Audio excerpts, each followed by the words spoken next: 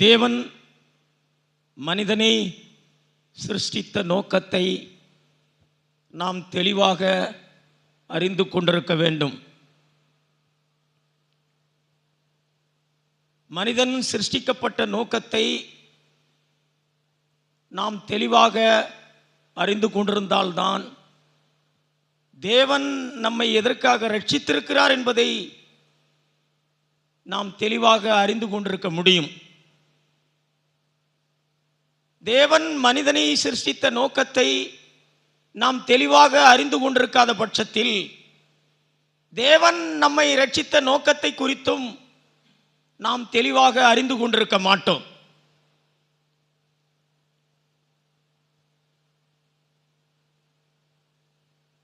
நான் ரட்சிக்கப்பட்டிருக்கிறேன் என்று சொல்லுகிற ஜனங்களை எதற்காக தேவன் உங்களை ரட்சித்தார், ஏன் நீங்கள் ரட்சிக்கப்பட்டிருக்கிறீர்கள் என்று சொல்லி நாம் கேள்வி கேட்போமானால் பரலோகம் போவதற்காக நான் ரட்சிக்கப்பட்டிருக்கிறேன் என்று சொல்லுவார்கள். தேவன் என்னை பரலோகத்திற்கு போவதற்காக தேவன் என்னை ரட்சித்திருக்கிறார் என்று சொல்லுவார்கள். இன்னும் சிலர் தேவனுக்கென்று ஊழியம் செய்வதற்காக தேவன் ரட்சித்திருக்கிறார் என்று சொல்லுவார்கள். இன்னும் சிலர் தேவனை துதிப்பதற்கென்று தேவன் ரட்சித்திருக்கிறார் என்று சொல்லுவார்கள். இப்படி அநேக காரியங்களை சொல்லுவார்கள். ஆனால் தேவன் நம்மை ரட்சித்த பிரதான காரியம் பரலோகம் போவதற்காகவோ தேவனை துதிப்பதற்காகவோ தேவனுக்கென்று ஊழியம் செய்வதற்காகவோ அல்ல. தேவன் மனிதனை ஏன் சிருஷ்டித்தார்? தேவனை துதிப்பதற்காகவா? மனிதன் சிருஷ்டிக்கப்படுவதற்கு முன்பதாகவே தேவனை துதிப்பதற்கென்று தேவ தூதர்கள் சிருஷ்டிக்கப்பட்டிருந்தார்கள். தேவன் மனிதனை சிருஷ்டித்தது ஊழியம் செய்வதற்காகவா? மனிதனை காட்டிலும் பல மடங்கு வேலைகளை செய்யக்கூடியவர்களாக தேவ தூதர்கள் இருந்தார்கள். தேவன் மனிதனை சிருஷ்டித்த நோக்கம் தேவனுக்கென்று ஊழியம் செய்வதற்காகவோ தேவனை துதிப்பதற்காகவோ இவைகளல்ல பிரதானமான காரியம். தேவன் மனிதனை சிருஷ்டித்த பிரதான காரியம் ஐக்கியத்திற்காக தேவன் மனிதனை சிருஷ்டித்தார். மனிதன் தேவனோடு ஐக்கியப்பட வேண்டும் என்பதற்காக தேவன் மனிதனை சிருஷ்டித்தார்.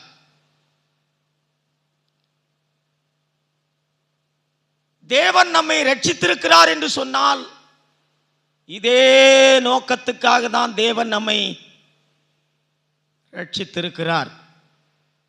நாம் தேவனோடு ஐக்கியப்பட வேண்டும் என்பதற்காக தேவன் நம்மை ரட்சித்திருக்கிறார். தேவனோடு இருக்கிற ஐக்கியத்திலிருந்து தான் தேவனுக்கென்று நாம் அநேக காரியங்களை செய்யக்கூடியவர்களாக நாம் இருக்க வேண்டும். தேவனோடு ஐக்கியப்படாமல் நாம் தேவனுக்கென்று எவ்வளவு காரியங்களை செய்தாலும் தேவனுடைய பார்வையில் அவைகளெல்லாம் செத்த கிரியைகள். நாம் தேவனுக்கென்று ஊழியம் செய்வதோ தேவனை துதிப்பதோ இவைகளல்ல பிரதானமானது. தேவனோடு நாம் ஐக்கியப்பட வேண்டும், அதுதான் பிரதானமானது. ஐக்கியத்திற்காக தேவன் நம்மை ரட்சித்திருக்கிறார். கிறிஸ்தவர்கள் என்று சொல்லுகிற பெரும்பாலானவர்கள் ஐக்கியத்தின் மேன்மையை பார்க்க முடியாத அளவுக்கு இருக்கிறார்கள். ஐக்கியத்தின் மேன்மையை நாம் பார்க்க வேண்டுமானால் கெத்சமனே தோட்டத்தில் இயேசு ஜெபித்த அந்த ஜெபத்தை நாம் கவனித்து வாசித்து அறிந்து கொண்டிருக்கிறவர்களாக நாம் இருக்க வேண்டும். மத்தேயு 6வது அதிகாரத்தை நாம் எல்லாருமே நம்முடைய வேத புத்தகத்தை எடுத்து நாம் 39வது வசனத்திலிருந்து 44வது வசனம் வரைக்கும் நாம் வாசித்து பார்ப்போமானால், இந்த வசனங்களிலே இயேசு ஜெபித்த ஜெபத்தினுடைய பிரதானமான காரியம் என்ன என்று சொல்லி நாம் அறிந்து கொள்ள முடியும்.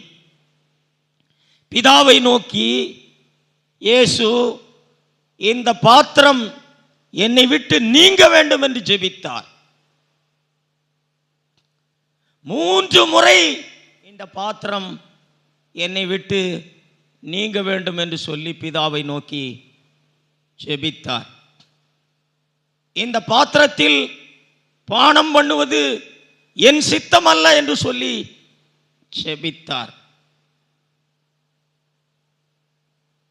பிதாவினுடைய சித்தம் இந்த பாத்திரத்திலே இயேசு பானம் பண்ண வேண்டும் என்பதுதான்.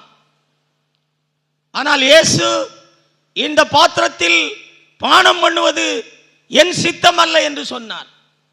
ஆயிலும் உம்முடைய சித்தமாயிருந்தால் இந்த பாத்திரத்தில் நான் பானம் பண்ணுகிறேன் என்று சொன்னார். இந்த பாத்திரம் என்று சொல்லும் பொழுது எதை குறிப்பிட்டு இயேசு இந்த பாத்திரம் என்று சொன்னார்? இந்த பாத்திரம் என்னை விட்டு நீங்க வேண்டும் என்றார். இந்த பாத்திரத்தில் பானம் பண்ணுவது என் சித்தம் அல்ல என்று சொன்னார். ஆகிலும் உம்முடைய சித்தமாயிருந்தால் இந்த பாத்திரத்தில் நான் பானம் பண்ணுகிறேன் என்று சொன்னார். இந்த பாத்திரம் எது? தேவனோடு கூட இருக்கிற அந்த ஐக்கியத்திலிருந்து பிரிக்கப்படுவதுதான் இந்த பாத்திரத்திலே பானம் பண்ணுவது.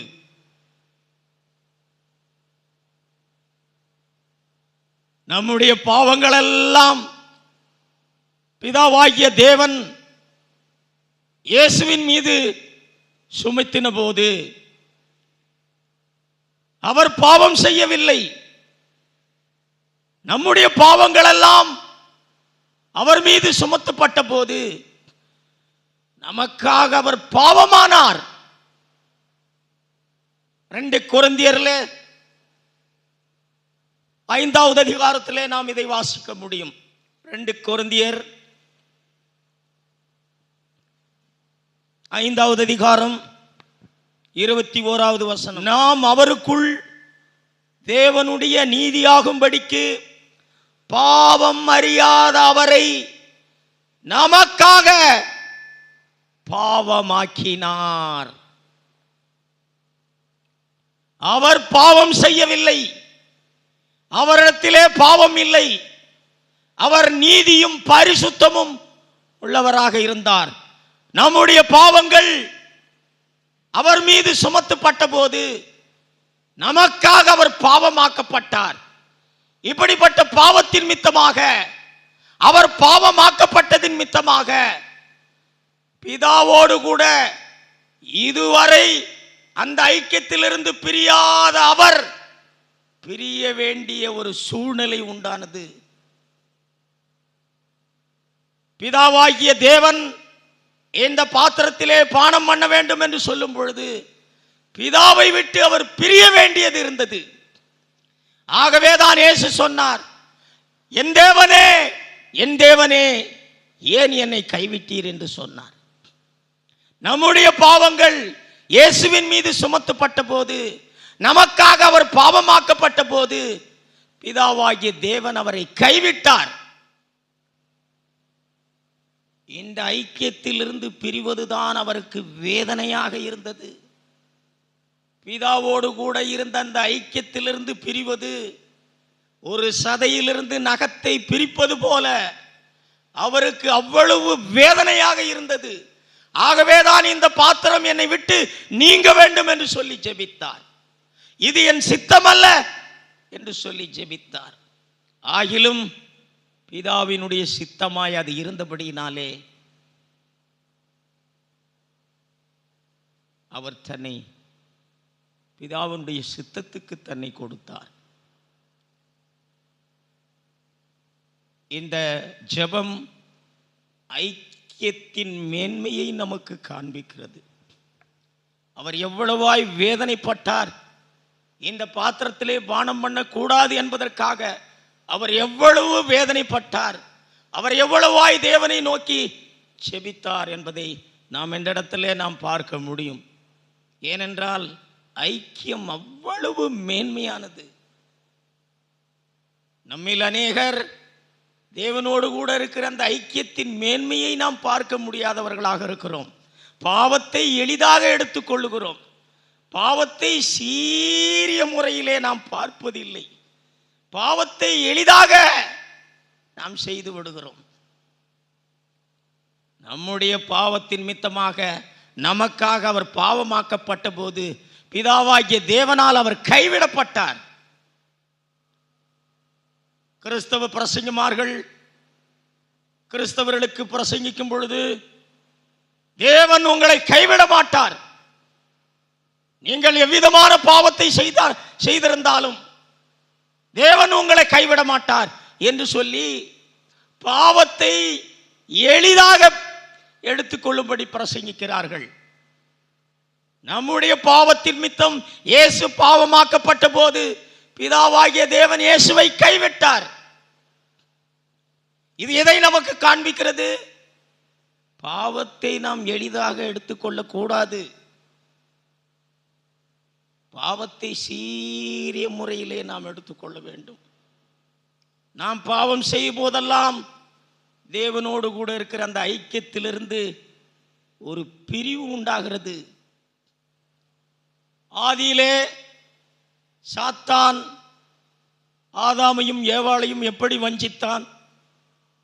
தேவன் சொன்னார், நன்மை தீமை அறியத்தக்க விருட்சத்தின் கனியை நீ புசிக்க கூடாது, புசிக்கும் நாளில் சாகவே சாவா என்று சொன்னார்.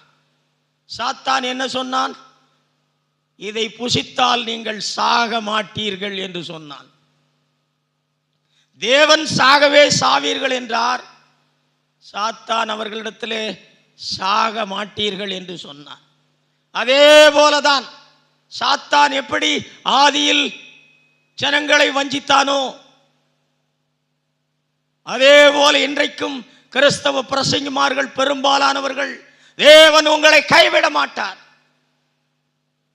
என்று சொல்லி பாவத்தை சீரிய முறையிலே எடுத்துக்கொள்ளும்படி பிரசங்கிக்காமல் பாவத்தை எளிதாக எடுத்துக்கொள்ளும்படி, நாம் பாவம் செய்தால் தேவன் நம்மை தண்டிக்க மாட்டார், தேவன் நம்மை கைவிட மாட்டார் என்று சொல்லி எளிதாக ஜனங்களுக்கு பிரசங்கிக்கிறார்கள். ஆனால் தேவனுடைய விருப்பம் நாம் பணக்காரர்களாக வேண்டும், தேவனுடைய விருப்பம் நாம் ஐஸ்வர்யவான்களாக வேண்டும், தேவனுடைய விருப்பம் பொன்னும் வெள்ளியும் உடையவர்களாக நாம் இருக்க வேண்டும் என்று சொல்லி ஜனங்களுடைய இச்சைகளுக்கு போதித்து ஜனங்களை வஞ்சிக்கிறவர்களாக இருக்கிறார்கள். பாவம் செய்யாமல் வாழ்கிற வாழ்க்கையை நாம் வாழ்வதுதான் மேன்மையான ஒரு வாழ்க்கை.